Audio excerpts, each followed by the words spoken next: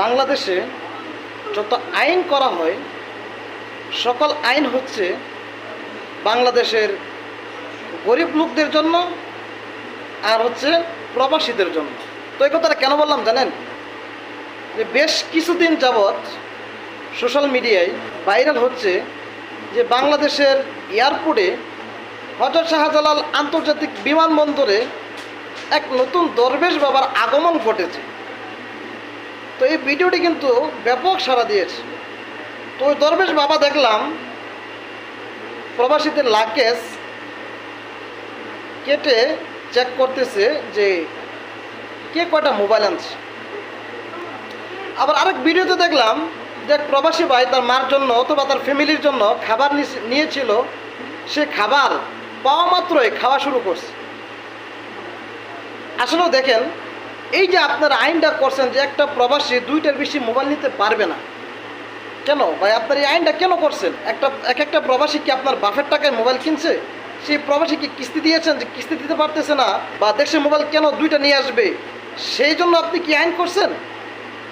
বা আপনারা যে আইনটা করছেন আপনাদের মাথায় কি শুধু গোবর ছিল?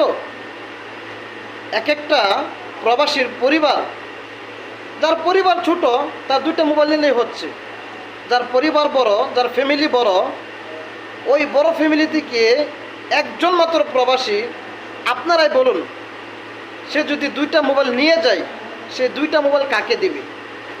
যেই প্রবাসীর পরিবার বড়, তার ছোট ভাই থাকে, বড় ভাই থাকে, ছোট বোন থাকে, বড় বোন থাকে, তার স্ত্রী থাকে, তার সন্তান থাকে, অনেকেই কিন্তু আশা করে যে আমি বিদেশি ফোন চালাবো। তো সেই হিসাবে এক একটা প্রবাসী দুইটা ফোন নিয়ে কাকে দিবে? এক একটা প্রবাসী মাথার ঘাম পায়ে ফেলে রাত দিন কষ্ট করে টাকা উপার্জন করে সেই টাকা দিয়ে, হালাল টাকা দিয়ে, নগদ টাকা দিয়ে মোবাইল কিনে নিয়ে যাচ্ছে বাংলাদেশে। আর আপনারা সেই বাংলাদেশের এয়ারপোর্টে চেক দিয়ে লাগেজ কেটে ফোন রেখে দিচ্ছেন। এত বড় সাহস আপনারা কোথায় পেয়েছেন? যখন লাগেজ কাটে তখন যদি ওই দরবেশ বাবার নাক বরাবর যদি একটা ঘুষি মারত, দরবেশ বাবার যে বয়স আর যে পাওয়ার যে শক্তি, দরবেশ বাবা দ্বিতীয়বার একটা প্রবাসী লাগেজ কাটার সাহস পাইতো? কখনোই পাইতো না। আমরা প্রবাসীদের জন্য বাংলাদেশে যত আইন সৃষ্টি করা হয়, তৈরি করা হয়, আর হচ্ছে বাংলাদেশের গরিব লোকদের জন্য। তো বিশেষ করে আমার কথা আমি বলি, আমার ফ্যামিলি কিন্তু একটু বড়।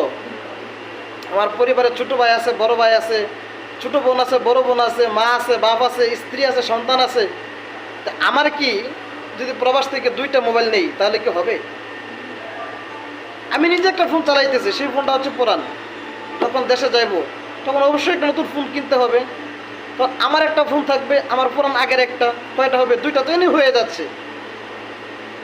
এখন যদি আপনারা আইন করেন যে একটা প্রবাসী দুইটার বেশি মোবাইল নিতে পারবে না, তাহলে কি করে সম্ভব?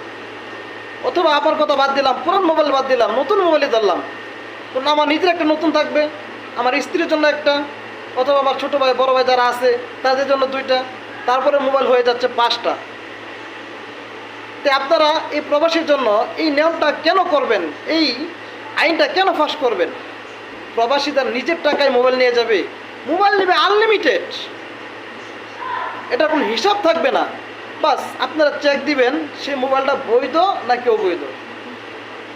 অবৈধ থাকলে রেখে দিবেন, বৈধ থাকলে তাকে সম্মানের সহিত আসসালামু আলাইকুম বলে বিদায় জানিয়ে তাকে পাঠিয়ে দিবেন।